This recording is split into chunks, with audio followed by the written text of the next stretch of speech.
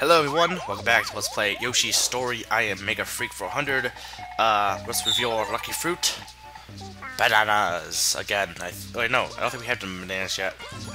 Here's what I'm going to do. I'm going to murder some Yoshis today. So yeah, that's basically what I'm doing. Real quick, watch. Dead. Yeah, I was trying to kill the white and black Yoshis because I deleted my data. I killed the Yoshis, restored my data, did everything. Like beat the first level and restored my deleted my data, and they were still there. The only thing I didn't do was delete or to beat the game with the black and white Yoshi's dead, and then then restart it. And I don't know if that makes a difference, but I decided to do that. However, now they can be revived, which again I didn't even know they could be revived by the white Shy Guys. I thought they would be dead, and then you could get their eggs again because they were dead, and once they're dead, they can't be revived. But unfortunately, they can. So yeah, for the last two locations for the eggs, I'm just going to show the location. I don't know if I'll be able to get both of them back, though, depending on whether or not I get a white Shy Guy, but I'm thinking there isn't enough. I think I will be able to get both of them back. So this is kind of a rash decision on my part to just kill them off, but I have no idea how to kill them or get rid of them. I really don't. I was at a loss, like what to do. I wanted to show off all the locations of the eggs, and it didn't really work out. Anyway, another thing I want to mention was about bubbles, fruit bubbles. You usually have to pop them with eggs, but if you jump on them 20 times, they will pop, I believe. It's probably easier just to use the eggs, but you can do that way. So, let's talk about something. Someone mentioned, and I'm gonna actually spin upon this because I was thinking about this. I want to discuss it. Opinion on Final Fantasy 13. Well, I'm not really into Final Fantasy games in general. I wouldn't be able to play Final Fantasy 13 because I don't have. I think it's PlayStation. I don't have PlayStation 3. But I do want to discuss this. I've tried to get into Final Fantasy quite a bit. I've tried to get into Final Fantasy 7. I played a while of that, and I couldn't get into it. I tried playing Final Fantasy 1. I couldn't get into that. I tried playing the remake on the DS of, I think it was Final Fantasy 3. I couldn't get into that. And I think I decided why I can't get into that to an extent. It's not even just that I just can't get into it. It's like, here's a comparison. Chrono Trigger, an RPG I really like. That's in a similar style. When you start off the game, you get right into the gameplay to an extent. Granted, the plot isn't right there, but you get right into the gameplay, really quickly. And the enemies that you face are quite easy to beat at the beginning. Final Fantasy, on the other hand, I started playing the original on the VC, and right away the enemies battles took 30 minutes.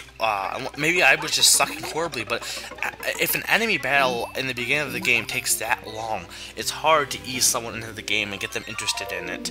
I think part of the problem with gaming design is I really love this music here. You have to. I think the games or designers should be focusing more on the beginning, because cutscenes and introductions.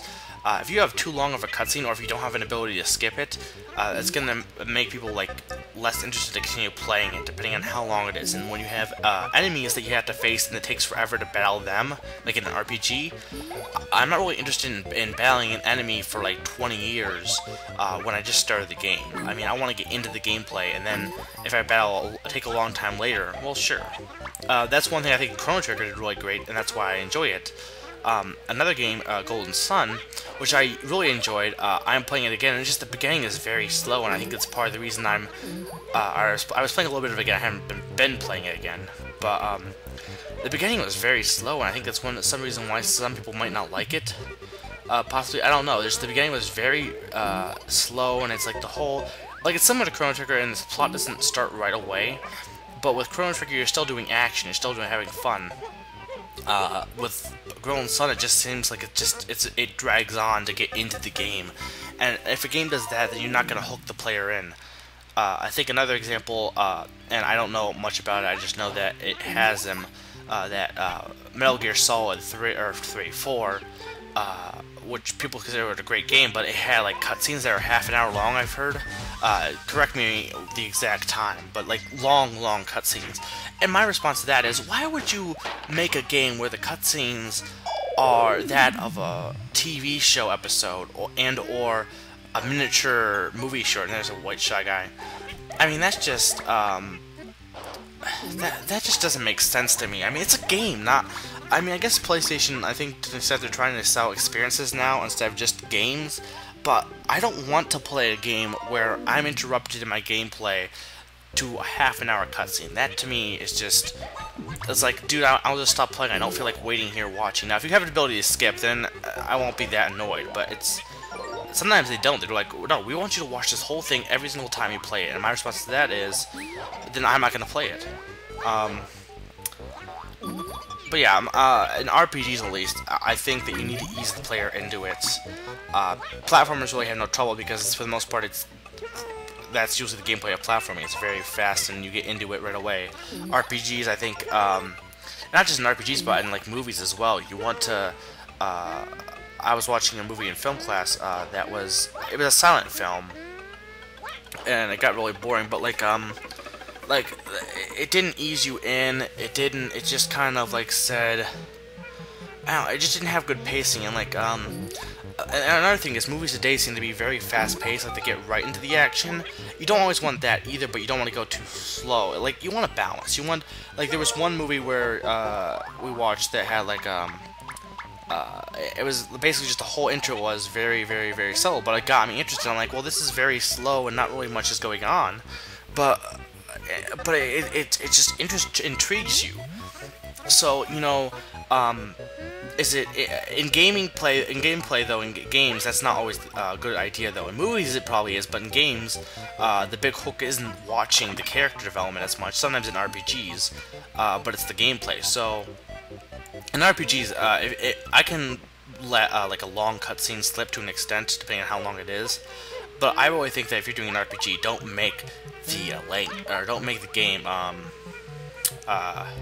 have enemies that take a half an hour. That to me is just, no. Like at the beginning of the game, if it's later on, sure, but at the beginning of the game, half an hour enemies is way too long, in my opinion. I'm not sure what I was doing here. Okay, banana. Ooh, banana. But there we go. The pink Yoshi is super happy. Yoshi. Do. So, that's about all the time I have, to an extent. Let's watch the ending section real quick. Maybe. It's gonna come up soon. But yeah, I've been enjoying this Let's Play. I know I really didn't even talk much about Yoshi in this episode, but that was a long rant that I wanted to just say, because I like doing rants, and yeah, I also like talk about the game as well. I try and keep a balance between episodes. It doesn't always work, but that's all the time I have. This has been Maybe 400, reminding you to go eat at Arby's, because I like Arby's.